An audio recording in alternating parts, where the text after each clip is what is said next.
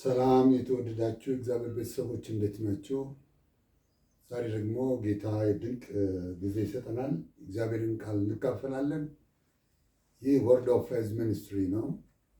እንደተለመደው በዚህ ቻናላችን ላይ የእግዚአብሔርን ቃል እንከፋፈላለን። እናንተ ደግሞ የተወደዳችሁ እግዚአብሔር ቤተሰቦች ይህንን ጊዜያችሁ እንዲሰጡን በጌታ ፍቅር እንጠይቃችኋለን። ይህንን መልእክት ሼር፣ ሰብስክራይብ እና ፎሎ ማድረግ፣ ላይክ ማድረግ አትርሱ። እግዚአብሔር አምላካችን የተመሰገነ ይሁን። ዛሬ የምንካፈለው እግዚአብሔር ቃል ኤፌሶን ምዕራፍ 1 ከ4 እስከ 5 ላይ ባለው ቃል መነሻነት ነው። ይህ ቃል እንደዚህ ይላል: ዓለም ሳይፈጠር በፊቱ ቅዱሳንና ነውር የሌለን በፍቅር እንሆን ዘንድ በክርስቶስ መረጠን ይላል። በበጎ ፈቃዱ እንደወደደ በኢየሱስ ክርስቶስ በእርሱ ስራ ልጆች ልንሆን አስቀድሞ ወሰነ ይላል። እግዚአብሔር የተመሰገነ ይሁን። በውድ ልጁም እንዲያው የሰጠን የጸጋው ክብር ይመሰገን ዘንድ ይህን አደረገ ይላል። ዛሬ እንድናይ የፈለግኩት ቁጥር 4 ላይ ያለው ኤፌሶን ምዕራፍ 1 ዓለም ሳይፈጠር በክርስቶስ ነውርና ነቀፌታ የሌለብን፣ ዓለም ሳይፈጠር በፊቱ ቅዱሳንና ነውር የሌለን በፍቅር እንሆን ዘንድ በክርስቶስ መረጠን ይላል። ጌታ ስሙ የተመሰገነ ይሁን። እግዚአብሔር የመረጠን ለቁጣ አልመረጠንም። በጌታችን በኢየሱስ ክርስቶስ መዳንን ለማግኘት ነው እንጂ ይላል አንደኛ ተሰሎንቄ ምዕራፍ 5 ቁጥር 9 ላይ እና ጌታ ዛሬ ብቃታችን ላይ ሆነን አይቶን፣ በርትተን አይቶን፣ ቅድስናችንን አይቶን፣ ከሰዎች ደግሞ የተሻለ እንደሆን አይቶናል የመረጠን ገና ድሮ። ኢቭን ይህ ምርጫ አዳምንም ይቀድማል። አዳም በኤደን ገነት ሲኖር ፍጹም ቅዱስ፣ ንጹሕ፣ ኃጢአት የሌለበት ከእግዚአብሔር ጋር ፊት ለፊት መነጋገር ማውራት የሚችል ነበር። ኃጢአትን ከሰራ በኋላ ከእግዚአብሔር ፈቃድና ትእዛዝ ከወጣ በኋላ አዳም ያንን አቅም ያንን ብቃት አጣ። ይህን እንደሚሆን እግዚአብሔር ገና ሳይፈጠር እንኳን አዳም ዓለም ሳይፈጠር ስለሚያውቅ አስቀድሞ የመዳኛችንን መንገድ የልጁን የኢየሱስ ክርስቶስ የማዳን ስራ አዘጋጀልን። ስሙ የተባረከ ይሁን። በእግዚአብሔር ዓለም ውስጥ በእግዚአብሔር ሀሳብ ውስጥ ድንገት የሚባል ነገር የለም። ሁሉም ፕሮግራምድ ነው፣ ፕሬዲስቲንድ ነው። አይቷል፣ ያውቃል። በዘላለም እውቀቱ እግዚአብሔር የሰዎች ብቃት ምን ድረስ እንደሆነ ያውቃል። ለዚህ ነው አዳም በወደቀ ኢሚዲየትሊ ይህን የመዳን መንገድ የተዘጋጀው። በዚያ ሀሳብ ዙሪያ ጥቂት ሀሳቦችን ለመለዋወጥ ለመማማር እንሞክራለን።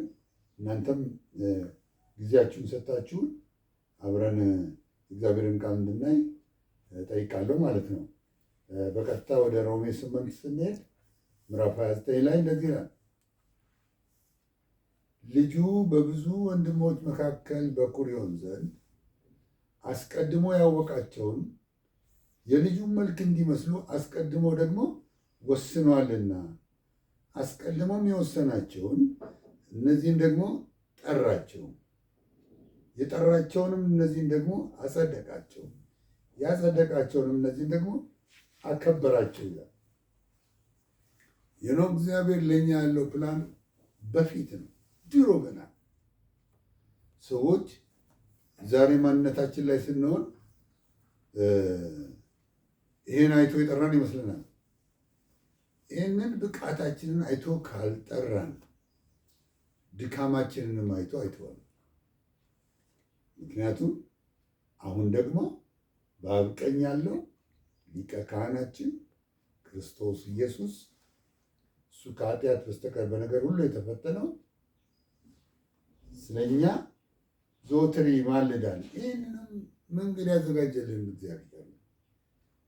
ደካሞች ሳለን ብቃታችን ላይ ያለን አይደለም። ዛሬ ማውራት የምፈልገው እግዚአብሔር ከኛ ጋር ቀደም ያለ ፕሮግራም እናቅዳለን። እስቲ በብሉይ ኪዳን ዘፍጥረት ላይ ምዕራፍ 40 ላይ ከቁጥር 7 እስከ 15 ዮሴፍ በወህኒ ሳለ የጠጅ አሳላፊውን ሕልም ተረጎመለት ይላል።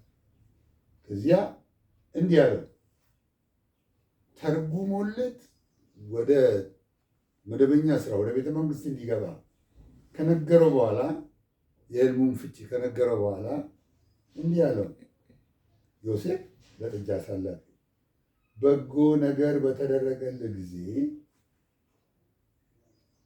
ከወህኒ ወጥተህ ወደ ስራ በተመለስክ ጊዜ ወደ ንጉሱ ፊት እንደቀድሞ በሞገስ በቀረብክ ጊዜ ይህንን ለእኔ ውለታ አድርግልኝ ብሎ 3 ነገር ነገረው። አንደኛ ምሕረት አድርግልኝ፣ ሁለተኛ እኔን አስበኝ፣ ሶስተኛ የእኔን ነገር ለፈርዖን ነግረህ ከዚህ ቤት አውጣኝ። ከዚህ ቤት ያ ቤት ወህኒ ቤት ነው። የሰው ልጅ ተገድቦ የሚቀመጥበት ቦታ ነው። ኮምፎርት ዞን አይደለም፣ አይመችም። ዮሴፍ ደግሞ የሰማው ሌላ ነው። ወንድሞች ይሰግዱልሃል እንጂ ጉድጓድ ትጣላለህ፣ ወህኒ ቤት ትገባለህ አልሰማም፣ አልነገረውም። እግዚአብሔር የነገረው ወንድሞች ይሰግዱልሃል። በመሀል ያገኘው ነገር በጣም አሰጋው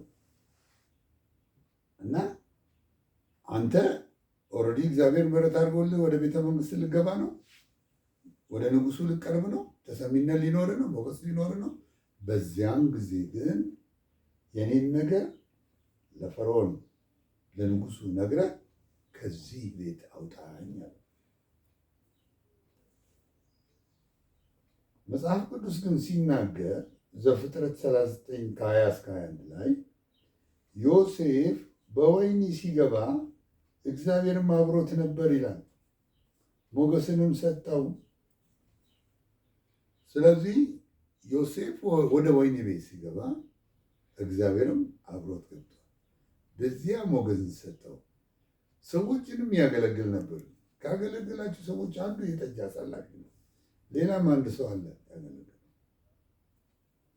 እና አብሮት የገባው ወህኒ ቤት አብሮት የገባው እግዚአብሔር ከዛ ወህኒ ቤት የሚያወጣው እሱ እንጂ ሰው አይደለም።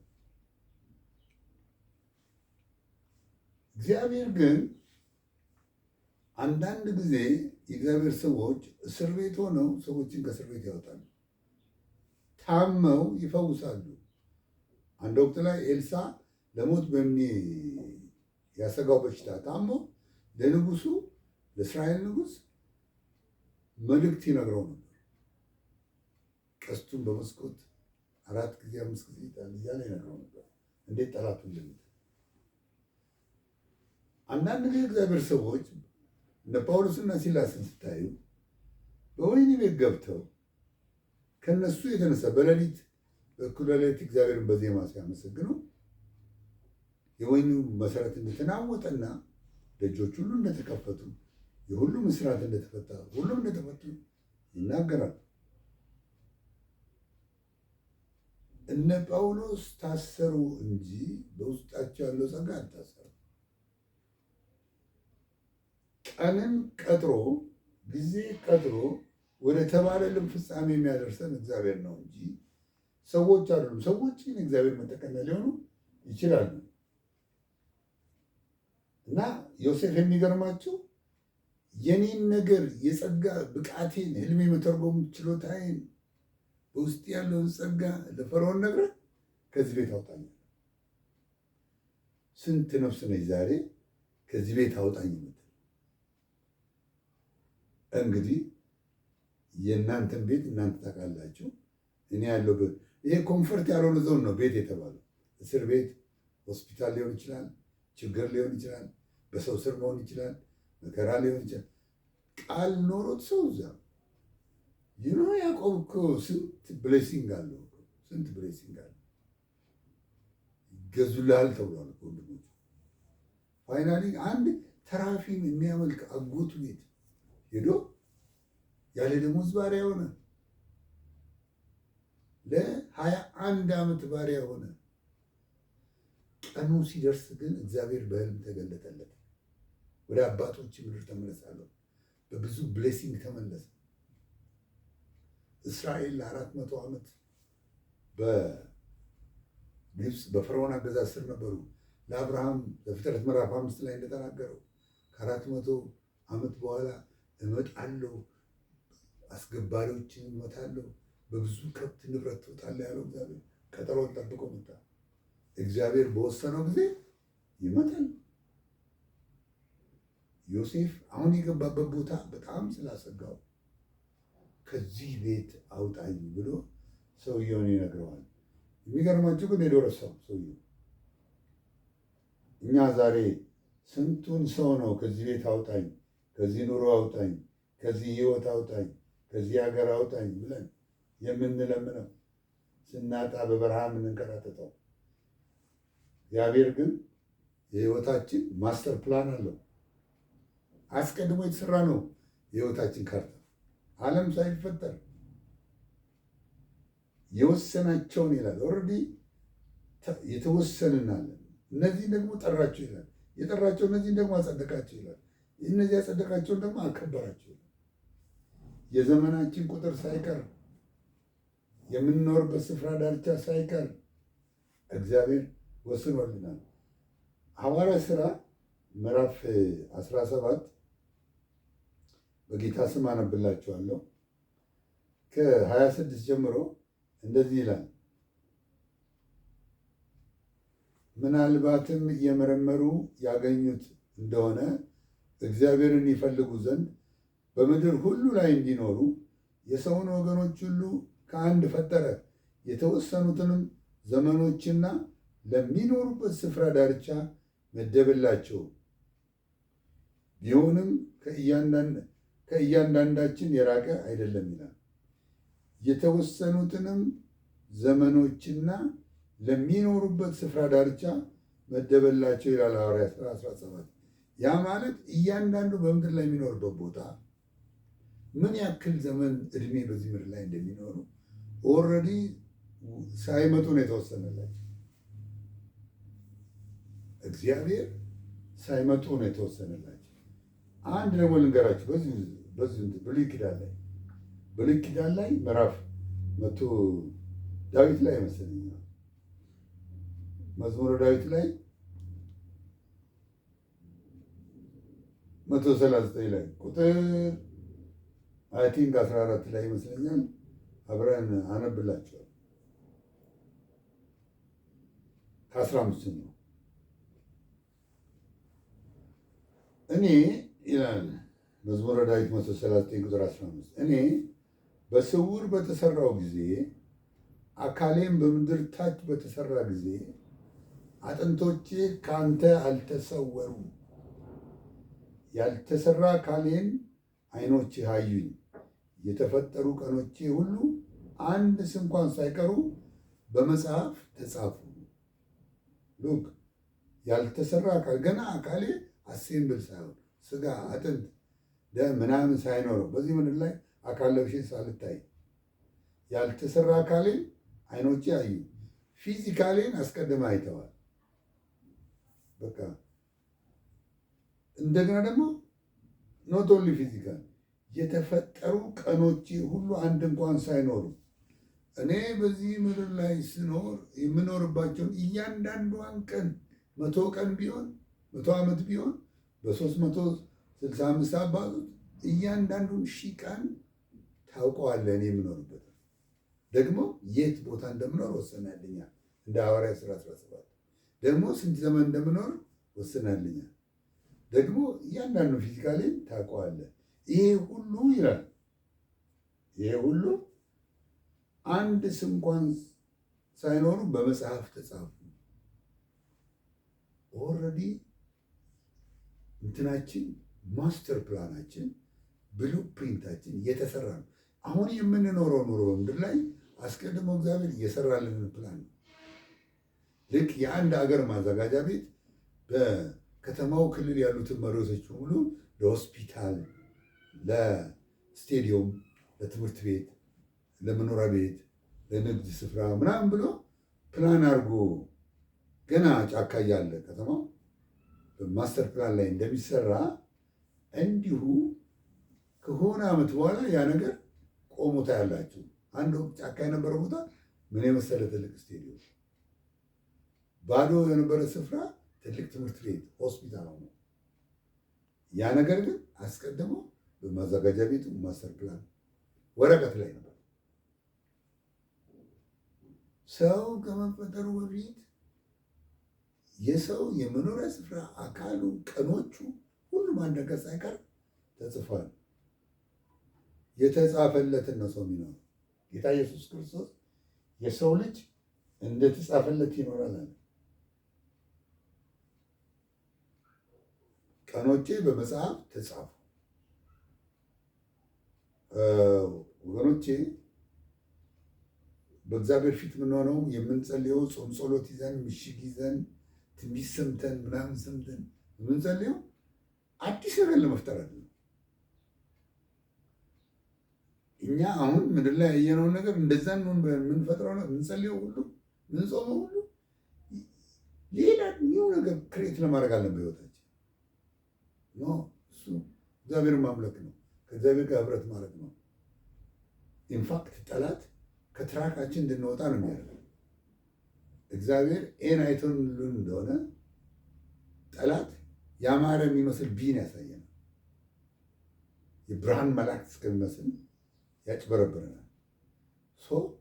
በእግዚአብሔር ፊት ምን ሆነው የምንጸልየው የእግዚአብሔርን ቃል የምንማረው ከመንፈስ ቅዱስ ጋር ህብረት የምናደርገው በእግዚአብሔር ንጹህ ትራክ ላይ እንድነው እያመለክን እንድንቀጥል የእግዚአብሔር ዓላማ በእኛ ላይ የሚሰራው የታዩልን ቀኖች የታየልን እቅድ እግዚአብሔር ያየልን ያቀደልን ነገር በሙሉ በእኛ ላይ የሚሆነው በትራካችን ላይ ስለሆነ በሀዲጃችን ላይ ስለሆነ እግዚአብሔር የተመሰገነ ነው። አንድ አውቶቡስ ወደ ናዝሬት አዳማ ሄዳለሁ ብሎ ወደ ደብረ ብርሃን መንገድ ቢነካው ቢሄድ መቼም አዳማ አይደርስም። ተሳስቶ ማለት ነው። በኢንፎርሜሽን ተሳስቶ በዚህ በኩል ነው አዳማ ብሎት ሹፌሩ ወደዛ ቢነዳ አይደርስም። መንገዱ ይሄ ነው። ሰይጣን እንዲህ አይነት ስራ ነው የሚሰራው። እግዚአብሔር ያላየልንን እግዚአብሔር ያልፈቀደልንን ግን ጥሩ የሚመስል ነገር እያሳየ ብዙዎቹ ሰዎች ከእግዚአብሔር ፕላን አውጥቷል። ከፍጥረት በፊትም እንደዚሁ ነው ያደረገው። አዳምና ሔዋን ይህንን ብሉ እዚህ ኑሩ ብሎ በሰራላቸው የኤደን ገነት ውስጥ ይህን አትብሉ ያላቸው ገልብጦ አስተማራቸው። ይህም ብሉ ያልተባሉትን የተከለከሉትን ብሉ ብሎ አስበልጦ ከኤደን ገነት እንዲሁ አስባረራቸው። እግዚአብሔር ደግሞ በእኛ ላይ የሚሰራው እንደ ቃሉ ሲሆን እንደ ፈቃዱ ሲሆን እንደ ፈቃዱ ባልሆነ መስመር ላይ ሆነን ጾም ጸሎት ብንጸልይ እግዚአብሔር ያለው ነገር በሕይወታችን ተፈጻሚነት አይኖረውም። ቅድም መዝሙር 139 ላይ ያነበብኩላችሁ ቃል በአዲሱ መደበኛ ትርጉም እንደዚህ ይላል፣ ዓይኖችህ ያልተዘጋጀውን አካሌን አዩ። ሳይገጣጠም ገና ለእኔ የተወሰኑትን ዘመናት አንዳቸውም ወደ መኖር ሳይመጡ ገና ሳይመጡ እነዛ ቀኖች ሳልኖርባቸው ገና እነሱ አስቀድሞ በመጽሐፍ ተጻፉ። ስለዚህ የህይወት መጽሐፍ ወይም ላይፍ ቡክ አለ። በዚህ ዓለም ላይ በጌታ ስንኖር በፕላናችን መሰረት ህይወታችንን መገንባት አለብን። እንደ እግዚአብሔር ፈቃድ፣ እንደ እግዚአብሔር ቃል። የእግዚአብሔርን ፈቃድ ባይዘው ክሊር የምናገኝ በእግዚአብሔር ቃል ነው። እግዚአብሔር ማለት ቃሉ ነው። ከቃሉ ውጭ ከኖር የእግዚአብሔርን ፈቃድ መቼም አናገኝም። እግዚአብሔር ቃሉን ፈቃዱን በቃሉ ተሳይቶ እግዚአብሔርን ቃል እያጠናን ስንሄድ እየተማርን ስንሄድ እየጸለይን ስንሄድ ከመንፈስ ቅዱስ ጋር ህብረት እናደርጋለን። ኃይል የእግዚአብሔርን ኃይል እንካፈላለን። በእግዚአብሔር ቃል ውስጥ ደግሞ የእግዚአብሔርን ትክክለኛውን ለእኛ ያለውን ፈቃድ እናውቃለን። ስለዚህ ጠላት በዛው ሊያጠቃን አይችልም። ማስተር ፕላን አለን ማለት አስቀድሞ የሰራ እንኖርበት ዘንድ በተሰጠን የእድሜ ዘመን እንኖርበት ዘንድ የተዘጋጀልን ማስተር ፕላን አለን።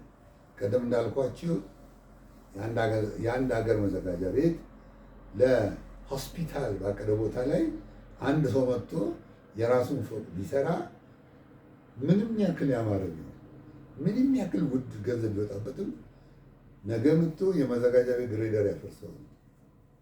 ምክንያቱም የከተማው ትልቁ ባለስልጣን ዋና ባለስልጣን እዛ ጋር ፕላን ያደርገው ሆስፒታል ይሰራል። ያ ማለት ከፕላን ውጭ ይሉታል ልባሉ ነው። እኛም እግዚአብሔር ካቀደልን ፕላን ውጭ መኖርን ስንጀምር ያ ነገር ይፈርሳል። ይገርባቸዋል። በዋናው ባለስልጣን ትእዛዝ ይፈርሳል።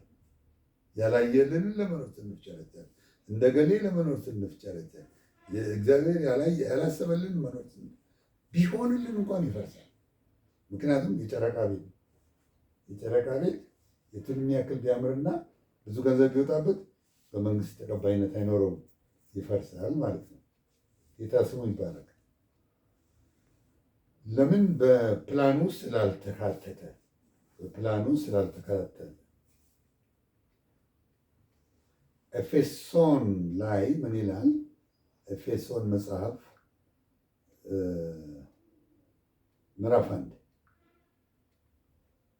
ምዕራፍ 1 ላይ ቁጥር 11 እንደዚህ ይላል፣ እንደ ፈቃዱ ምክር ሁሉን የሚሰራ እንደሱ ሐሳብ አስቀድመን የተወሰንን በክርስቶስ ደግሞ ርስትን ተቀበልን። አያችሁ፣ ወደ ርስት መቀበል ጫፍ የምንደርሰው እንደ ፈቃዱ ምክር በእግዚአብሔር ፈቃድ ማለት እንደሚሰራ እንደሱ ደግሞ ሐሳብ ገብቷችኋል። እንደ እግዚአብሔር ፈቃድና እንደሱ ሐሳብ ፕላን የተደረገን እኛ ፕላናችንን ጠብቀን የእግዚአብሔር ፈቃድ እግዚአብሔርን ዊል ጠብቀን ስንሄድ በመጨረሻ ወደ ርስት መቀበል ጫፍ እንደርሳለን ማለት ሙላት እንደርሳለን።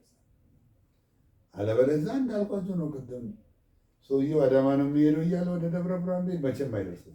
ያስበው ቦታ ይህ ቃል በአዲሱ መደበኛ ትርጉም ሁሉን በፍቃዱ ምክር መሰረት እንደሚሰራው እንደርሱ ፈቃድ እንደርሱ እቅድ አስቀድሞ የተወሰንን እኛ ደግሞ በእርሱ ተመርጠናል። ጌታ ስሙ ይባረክ። In him we were also chosen, having been predestined according to the plan of him.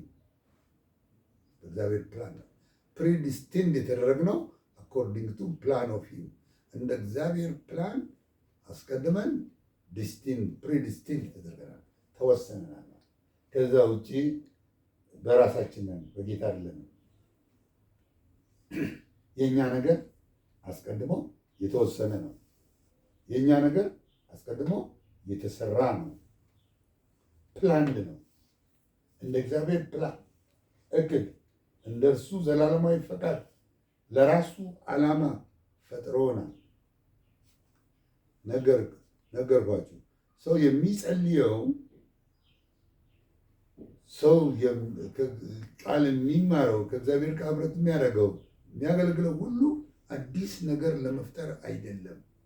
እዛው ከእግዚአብሔር ፕላን ውልፊት ላለማለት፣ ከእግዚአብሔር ትራክ ላለመውጣት፣ ከሱ ፈቃድ ከዊሉ ላለመውጣት፣ እንደገና ደግሞ ህብረት ለማድረግ በእግዚአብሔር አብ በእግዚአብሔር ወልድ በመንፈስ ቅዱስ ህብረት ውስጥ ለማድረግ ለማምለክ ፌሎሺፕ ለማድረግ ኃይል ለመቀበል እንደገና ሌሎች ያልዳኑትን ወደዚህ ህብረት ለማምጣት የእግዚአብሔርን ታላቅነት ለመናገር ቱ ፕሪች ጋስፕል ወንጌል ለመናገር በጨለማ ያሉትን እንዲፈቱ ለማድረግ ኃይል ለመቀበል ዊዝደም ለመቀበል የዚህን ዓለም ገዢ ስራ ለማፍረስ ለዚህ ነው ሞር ፓወርፉል ለመሆን በተለየ እግዚአብሔር ኃይል መገለጥ ተገልጠን ሌሎችን ለማዳን ነው የምንጸልየው እንጂ ለእኛ አዲስ ነገር ለመፍጠር አለ። ኦልሬዲ የኛ ፕላን ነው። እኛ የሚጠበቅብን የእግዚአብሔርን ፈቃድና ሀሳቡን ጠብቀን እያመለክን እየጸለይን እንደ ፈቃዱ መኖር። መንገዱ አንዳንዴ ላይመች ይችላል። who cares መሄድ ነው። እግዚአብሔር በየትኛውም ጊዜ ፕላኑን ለመፈጸም የሚያቅተው አምላክ አይደለም። ጌታ ስሙ ይባላል። ኤፌሶን ነው ምዕራፍ 2 ላይ ቁጥር 10 እኛ ፍጥረቱ ነንና ይላል እንመላለስበት ዘንድ እግዚአብሔር አስቀድሞ ያዘጋጀውን መልካሙን ስራ ለማድረግ በክርስቶስ ኢየሱስ ተፈጠርን ይላል። ለምንድን የተፈጠርነው? ለምንድን የተፈጠርኩት? ለምንድን የተፈጠርሽው? ለምንድን የተፈጠራችሁት? አስቀድሞ ያዘጋጀውን ገና ሳንፈጠር ያዘጋጀውን መልካሙን ስራ ለማድረግ በክርስቶስ ኢየሱስ ተፈጠረ። ሰው ሁሉ ነው ባይዘው። ሰው ዛሬ የሚኖረው የምርጫውን ውጤት ነው። የመረጠውን መንገድ ነው ሰው የሚኖረው። ባይዘው እግዚአብሔር ለምን መረጥክ አይልም። ሌላ መንገድ ስላስጎዳ በመቅሰፍት አይመታም። ሰው የምርጫውን ነው የመረጠውን መንገድ ነው የሚኖረው። እግዚአብሔርን ከመረጥክ የመረጠህን አምላክ ከመረጥክ you will be blessed። የተወሰነልን ዘመን ትኖራለህ። አለበለዚያ ግን ከባድ ነው። እኛ ፍጥረቱን እንመላለስበት ዘንድ እግዚአብሔር አስቀድሞ ያዘጋጀውን መልካሙን ስራ ለማድረግ በክርስቶስ ኢየሱስ ተፈጠርን ይላል። አስቀድሞ ፕላን አድርጓል እግዚአብሔር። በብሉይ ኪዳን እንኳን አንድ ቃል አለ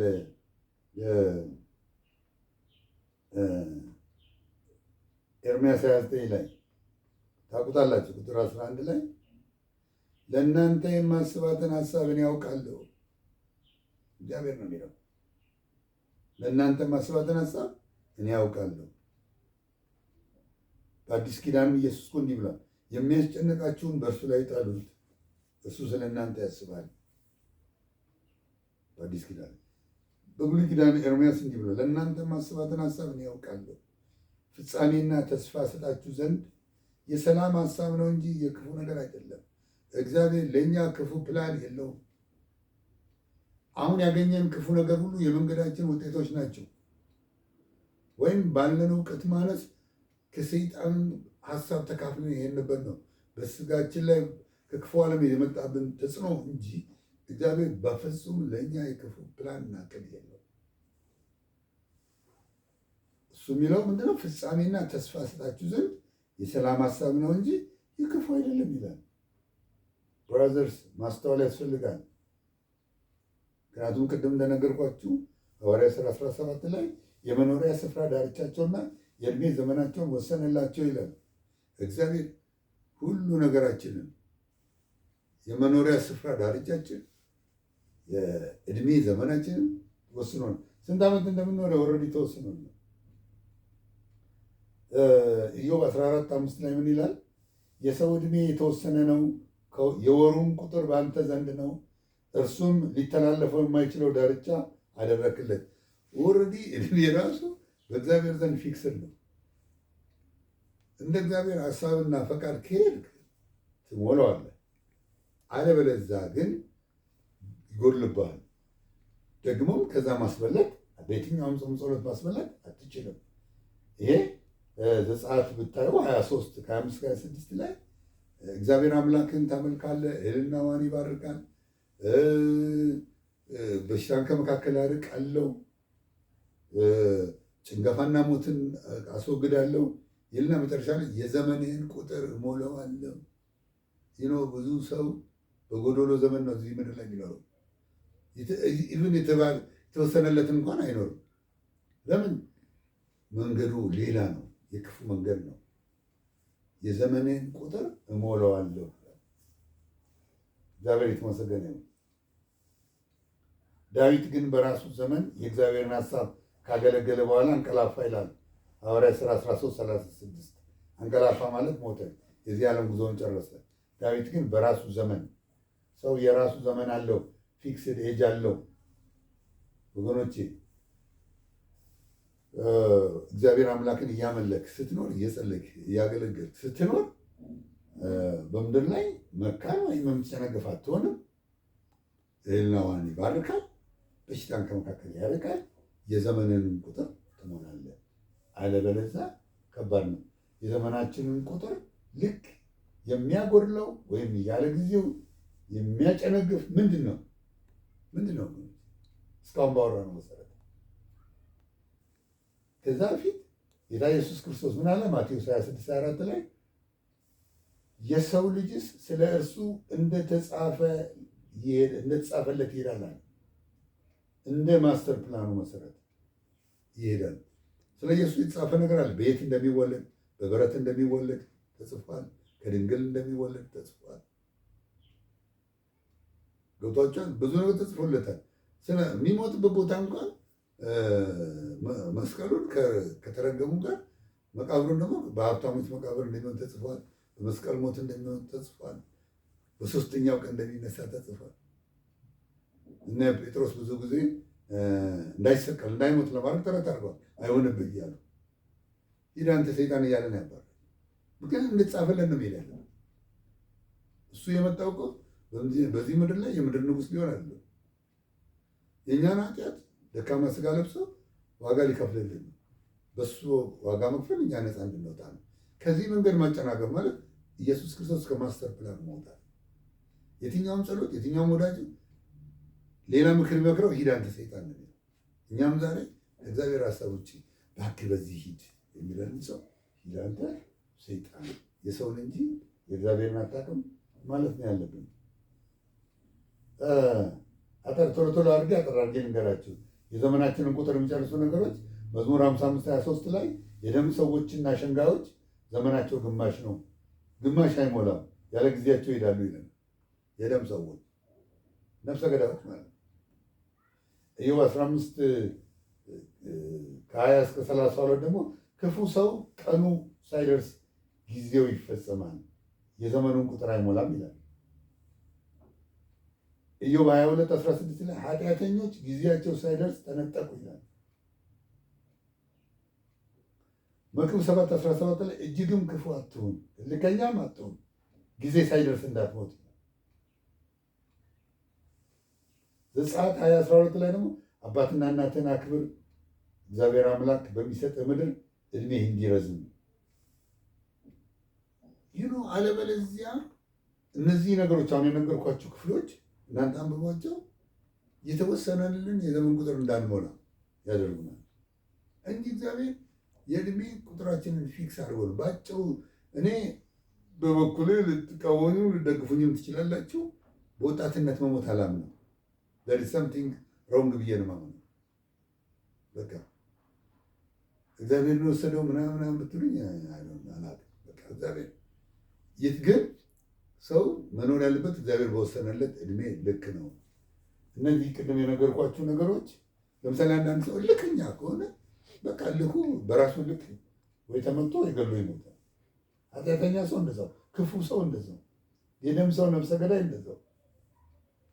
አባትና እናት እንደማለማክበርም የእድሜ ሳይደርስ እድሜ እንዲረዝም እነሱ ናቸው። እግዚአብሔር የተመሰገነ ነው። መጥምቁ ዮሐንስ የሚመጣው አንተ ነህ ወይስ ሌላን ጠብቅ ሲል ነበር ኢየሱስን አይቶ። ኢየሱስ ግን በእኔ የማይሰናከል ብፁዕ ነው ማለት ነው። መጨረሻ እስር ቤት ሆኖ አንተ ነህ ወይስ ሌላን ጠብቅ የምትመጣ ስንት ቁጭ የጫማውን ጠፍር መፍታት ማልችል ማይገባኝ በጣም ታላቅ ሰው ነው እያለ ስለ ኢየሱስ እየተናገረ ከላይ የመጣው ከሁሉ ይበልጣል እያለ እኔ በውሃ ጠምቃችኋለሁ እሱ ግን በእሳት ያጠምቃችኋል እያለ ኢየሱስ በደንብ አድርጎ ካስተዋወቀ በኋላ እሱ እስር ቤት ስለገባ የኢየሱስን ያን ሁሉ ነገር ጥርጣሬ ውስጥ ከተተ። ይህ ሰውዬ በምድር ላይ በዛን ዘመን ከነበሩ ሚኒስቴሮች ትልቁ የሚመራ ሰው ነው። እንግዲህ ቢቆይ ምን ሊፈታ እንደሚችል አታውቅም። ፋይናሊ የሞተው ታውቃላችሁ፣ አንገቱ ተቆርጦ እንደዛ ነው የሞተው። እኔ ለመፍረድ አይደለም፣ ግን ሰው መስመሩን ገና ኢየሱስን እንዳየው ስለ ኢየሱስ በተናገረው እውቀት መስመሩን ጠብቆ ብዬ ኖሮ ምናልባት ላይሞት ይችል ነበር ብዬ ነው የማስበው። ሲጀመር እኮ እሱ የተወለደው መንገድ ሊጠርግ ነው። ለማን? ለመሲሁ። እና መንገዱን ከጠረገ በኋላ መሲሁ ሲመጣ እሱ መሆኑን ካወቀ በክብር የስልጣን ርክክብ ማድረግ ነው ያለበት። መጨረሻ ነው ሚኒስትሪ ያሳሳው ወይም እንደሆነ አላውቅም፣ ግን ጥያቄው ሲገባ አንተ ነው ወይ ሌላ ምናምን ሰው ልኮ ሲያስጠይቀው ነው የምታዩት። ጌታ ስሙ ይባላል። ሰው ለተፈጠረለት ዓላማ እንደ ማስተር ፕላኑ መኖር አለበት። ይህንን ነው እኔ የማምነው። እግዚአብሔር የተመሰገነ ይሁን።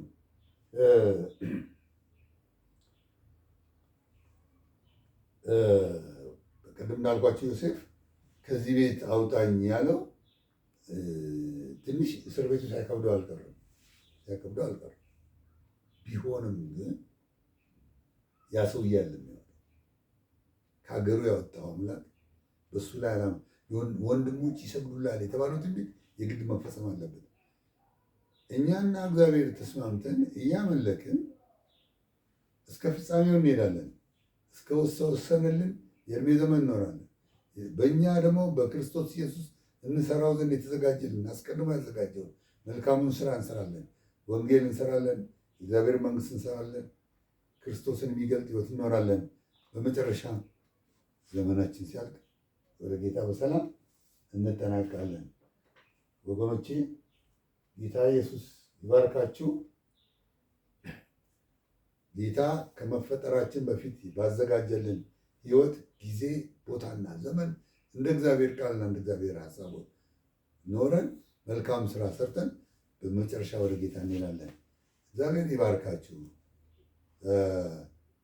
ሁላችሁንም ከዚህ ከእግዚአብሔር ፕላን የሚያደናቀፍ ክፉ የያዘላችሁ። ይህንን መልእክት ብዙ ሰው እንዲሰማው ሰብስክራይብ አድርጉት፣ ላይክ አድርጉት። እንደገና ደግሞ ለሌሎችም ሼር አድርጉት። ጌታ ኢየሱስ ይባርካችሁ። ተባረኩ። አሜን።